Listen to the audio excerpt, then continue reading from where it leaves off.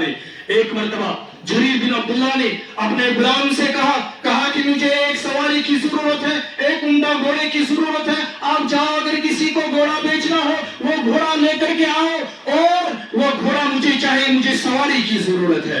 جریر بن عبداللہ رضی اللہ تعالیٰ عنہ کا غلام جب گھوڑا دیکھنے کے لیے گیا, سواری ڈھونڈنے کے لیے گیا, ایک شخص ملا, کہا یہ جو آپ کا گھوڑا ہے کیا اس کو بیچنا چاہتے ہو؟ کہا ہاں میں تو یہی سوچ رہا تھا, کوئی خریدار آئے میں اس کو بیچنا چاہتا ہوں. کہا کتنے میں بیچنا چاہتے ہو؟ کہا میں 300 درہم میں اس کو بیچنا چاہتا ہوں. جریر بن عبداللہ رضی اللہ تعالیٰ عنہ کے غلام نے فوراً خرید لیا, کہا یہ ہو 300 درہم اور یہ گھوڑا مجھے دے دو. اور جا کر کے اس گھوڑے کو, اس سواری کو جریر بن عبداللہ کے پاس لے گئے, اپنے مالک کے پاس لے گئے. مالک نے کہا کتنے کا لایا؟ کہا 300 درہم کا لایا. کہا مجھے اس شخص کا پتہ بتاؤ جس نے آپ کو یہ گھوڑا 300 درہم میں بیچا ہے.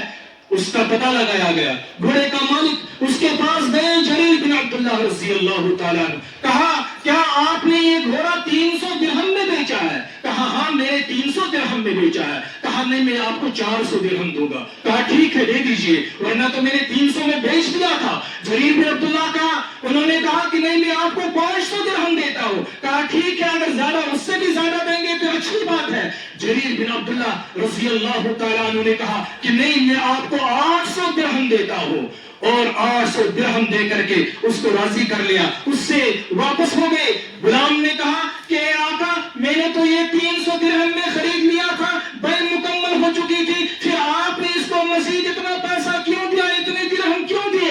انہوں نے کہا میں نے کائنات کے امام رسول اللہ صلی اللہ علیہ وسلم کے ہاتھ پر بیعت کی ہے کہ نمازیں قائم کروں گا, زکات دوں گا, انسانیت کا, انسانوں کا, مسلمانوں کا, انسانیت کا خیر خواہ بن کر کے رہوں گا, اور 40 دن کی تربیت بھی خیر خواہ بن کر کے رہوں گا. مجھے معلوم ہے کہ یہ سواری اس کی قیمت 800 درہم میں ہے, اور اس شخص نے جب بیچا اس نے اپنی مجبوری کی وجہ سے 300 درہم میں بیچا. میں کسی کی مجبوری کا فائدہ نہیں اٹھانا چاہتا ہوں. مسلمان محاسبہ کرے, ہم بھی کسی طرح سے چاہتے ہیں کس طرح سے لوگوں کا مال چوسا جائے, کس طرح سے ان کا مال ہڑپ کیا جائے, کس طرح سے مزدوروں کا پسینہ کھایا جائے. یہ ہماری حالت ہے.